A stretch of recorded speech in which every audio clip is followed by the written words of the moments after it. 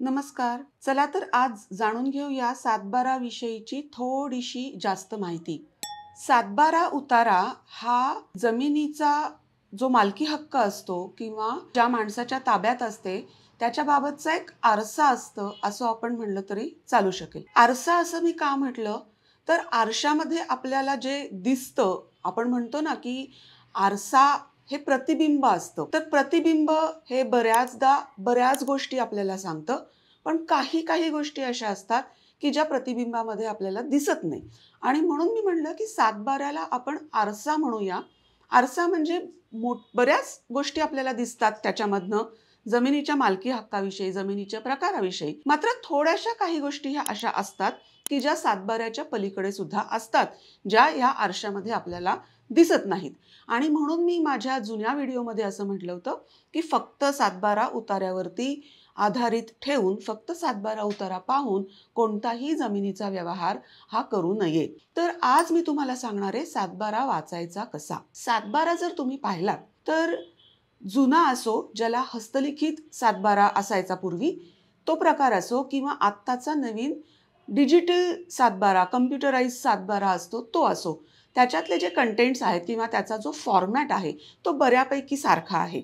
आपल्याला फक्त तो वाचायचा कसा हे कळलं पाहिजे.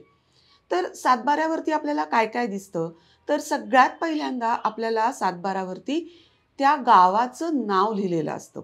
गावाच्या नावानंतर हे गाव कुठल्या तालुक्यात आहे ते लिहिलेलं असतं. खूपदा असं होतं ना आपल्याकडे की अनेक ठिकाणी सेम नावाची गावं आपल्याला दिसतात, अनेक तालुक्यांमध्ये, अनेक शहरांमध्ये. मग हे गाव नक्की कुठल्या तालुक्यातलं आहे हे आपल्याला माहिती असणं गरजेचं आहे. कुठल्या जिल्ह्यातलं आहे हेही माहिती असणं गरजेचं आहे. आणि म्हणून सातबारा उतार्यावरती सगळ्यात पहिल्यांदा तुम्हाला काय दिसतं तर गावाचं नाव, त्याच्यानंतर तालुक्याचं नाव आणि त्याच्यानंतर शहराचं नाव. ही नावं आल्यानंतर सातबारा उतार्यातला पुढचा रकाना असतो तो म्हणजे भूमापन क्रमांक किंवा सर्व्हे क्रमांक. 1 असेल, 2 असेल, 10 असेल, 100 असेल, जो काही असेल तो. त्याच्या पुढचा रकाना असतो तो हिस्सा. आपण बरेचदा म्हणतो ना की सर्वे नंबर 7, हिस्सा नंबर 2 अशा पद्धतीनं आपण बोलतो. तर तो जो मूळ सर्व्हे नंबर आहे, जो मूळ गट नंबर आहे, त्याचा जर का काही हिस्सा पडलेला असेल तर तो हिस्सा आपल्याला दिसतो.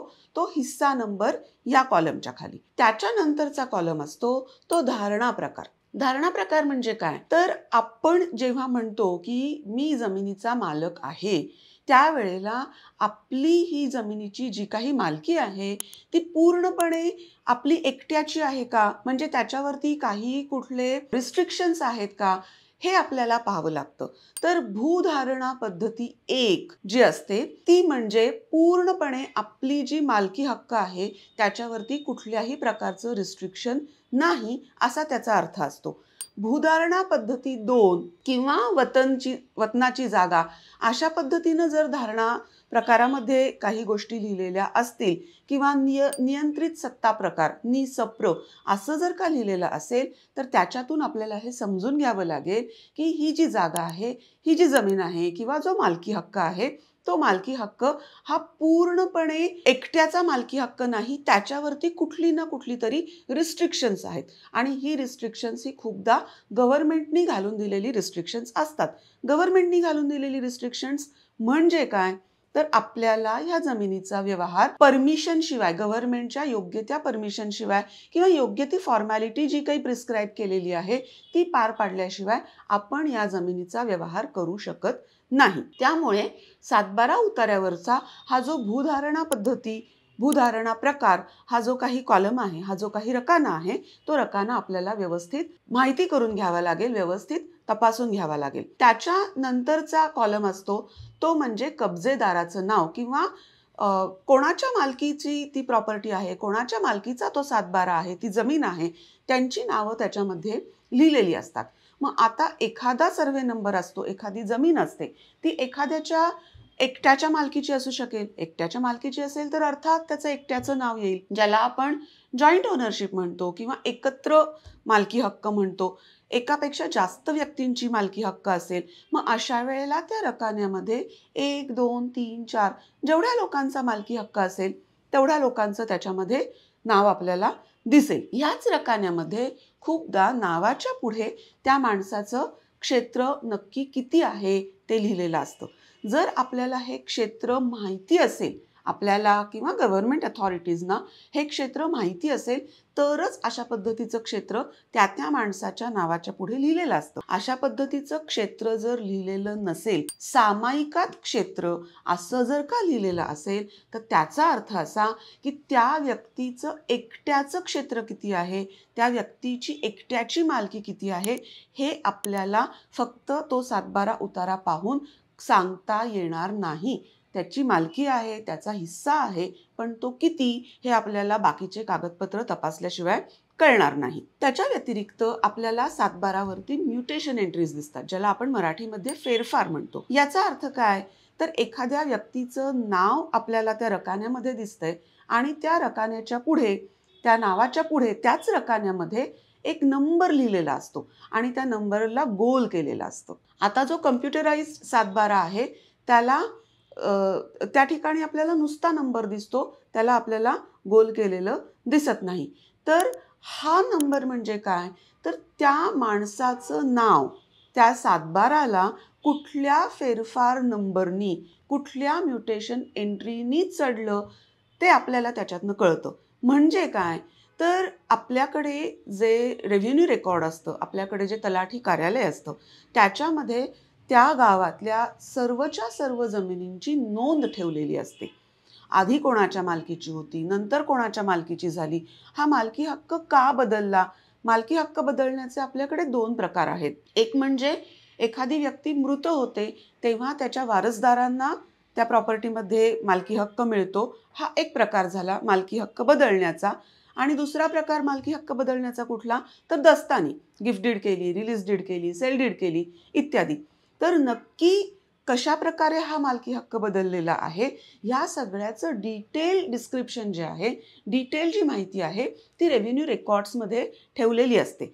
मग one of the revenue records, या रेव्हेन्यू रेकॉर्ड्समधलं हे जे दफ्तर आहे तलाठी कार्यालयातलं, त्या दफ्तरांपैकी एक दफ्तर म्हणजे कुठलं, तर फेरफारीचं नोंद, फेरफारांचं रजिस्टर.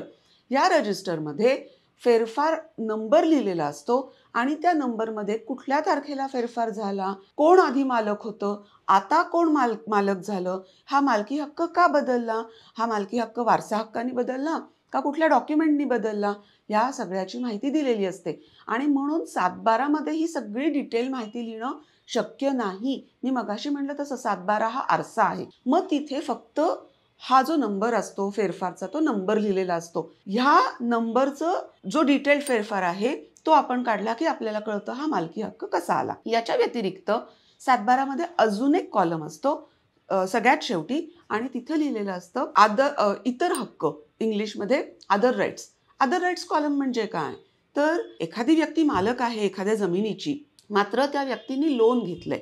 मग आता ज्या इन्स्टिट्यूटकडनं लोन घेतलंय, ज्या बँकेकडनं लोन घेतलंय, ती मालक नाहीये, त्यामुळं मालकी हक्काचा जो कॉलम आहे, कब्जेदाराचा जो कॉलम आहे, त्याच्यामध्ये त्याचं नाव येणार नाही. पण ही मालकी जी आहे, ही मालकी निर्वेद आहे का, माझा जो काही मालकी हक्क आहे याच्यामध्ये अजून कोणाचे काही हक्क आहेत का, हे आपल्याला कुठून कळतं, तर ह्या इतर हक्काच्या कॉलममधून कळतं. इतर हक्काच्या कॉलममध्ये काय काय लिहिलेलं असू शकतं, तर एखादं कर्ज असेल तर त्याची माहिती असते. पूर्वीच्या काळी स्त्रियांना हिंदू वारसा कायद्यामध्ये मुलींना पूर्णपणे मालकी हक्क त्या प्रॉपर्टीमध्ये मिळायचे नाहीत. मग अशा वेळेला त्यांची नावं इतर हक्कामध्ये लिहिली जायची.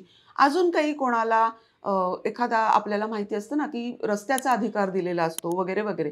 सो अशा पद्धतीचे जे काही अधिकार त्या प्रॉपर्टीमध्ये असतील ते इतर हक्क या कॉलममध्ये लिहिलेले असतात.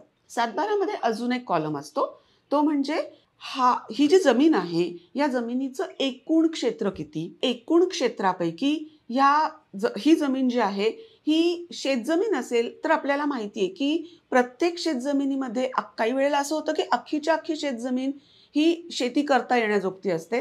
काही वेळेला असं होतं की थोडीशी जमीन ही पड असू शकते, म्हणजे तिथे शेती करता येणं शक्य नाही. काही वेळेला असं असतं की थोडी जमीन बागायत असते, थोडी जमीन जिरायत असते. मग अशा वेळेला त्या जमिनीचा नक्की एरिया किती बागायत आहे, पड नक्की किती आहे याची माहिती सुद्धा आपल्याला 7/12वरनं मिळू शकते. आणि मग 7/12मध्ये एक कॉलम असतो, जमिनीचं क्षेत्र किती, क्षेत्रापैकी बागायत जमीन किती, जिरायत जमीन किती, पड जमीन किती आणि एकूण जमीन किती. याच्याही पुढे जाऊन त्याच्यामध्ये असेसमेंट, ज्याला आपण शेतसारा म्हणतो, ही जी जमीन आहे ह्याच्यावरती किती शेतसारा आहे. सारा म्हणजे काय तर टॅक्स. आपल्याला गव्हर्नमेंटला काही टॅक्स द्यावा लागतो. तर हा किती सारा आपल्याला गव्हर्नमेंटला द्यायचा आहे ह्याची सुद्धा माहिती दिलेली असते. ती ह्या नमुना 7मध्ये दिलेली असते. आता याच्या व्यतिरिक्त जेव्हा आपण पीक पाहणीची नोंद असलेला 7/12 काढतो त्यावेळेला त्या 7/12मध्ये खाली एक कॉलम असतो की ज्याच्यामध्ये वर्ष लिहिलेलं असतं. त्या वर्षामध्ये ह्या जमिनीमध्ये कुठल्या पद्धतीचं पीक काढलं आणि जमीन कोणाच्या कब्जात होती, म्हणजे पीक कोणी काढलं. म्हणजे आता आपल्याला समजा मी मालक आहे आणि मी खंडानी माझी जमीन दिली आणि तिथे दुसराच कोणतरी व्यक्ती शेती करतोय. तर मी जरी मालक असले ना तरी ह्या जमिनीचा ताबा शेती करण्यासाठी मी त्या दुसऱ्या व्यक्तीला दिलेला आहे. मग अशा वेळेला या जमिनीमध्ये कुठल्या प्रकारची पिकं घेतली गेली आणि त्या जमिनीचा प्रत्यक्ष ताबा कोणाकडे आहे, प्रत्यक्ष कब्जा कोणाकडे आहे ह्याची माहिती आपल्याला या खालच्या कॉलम्समधनं लक्षात येते. तर ह्या सगळ्याची माहिती 7/12 वाचल्यानंतर अशा पद्धतीनं आपल्याला 7/12 वाचावा लागतो. आणि मग हा 7/12 वाचल्यानंतर हा जो आरसा आहे, मी म्हणलं तसं हे प्रतिबिंब आहे.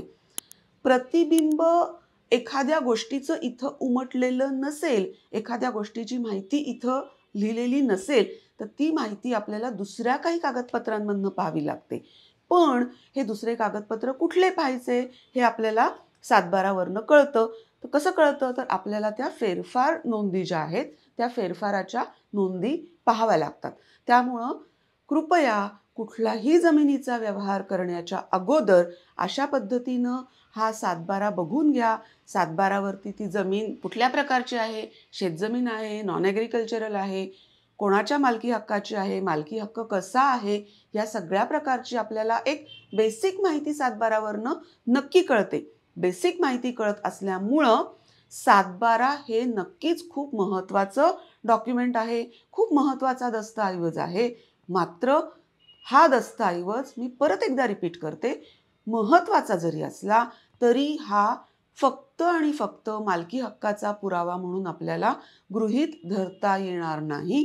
याच्याही पलीकडे जाऊन आपल्याला अजून काही कागदपत्रांची शहानिशा ही करून घेणं फार गरजेचं आहे. अशाच प्रकारची कायद्याच्या क्लिष्ट विषयांविषयीची माहिती सोप्या भाषेत हवी असेल तर माझ्या या यूट्यूब चॅनेलला सबस्क्राईब करा. हा व्हिडिओ आवडला असेल तर व्हिडिओला लाईक करा आणि माझ्या या यूट्यूब चॅनलची माहिती तुमच्या मित्रमैत्रिणींपर्यंत पोचवायला अजिबात विसरू नका. धन्यवाद.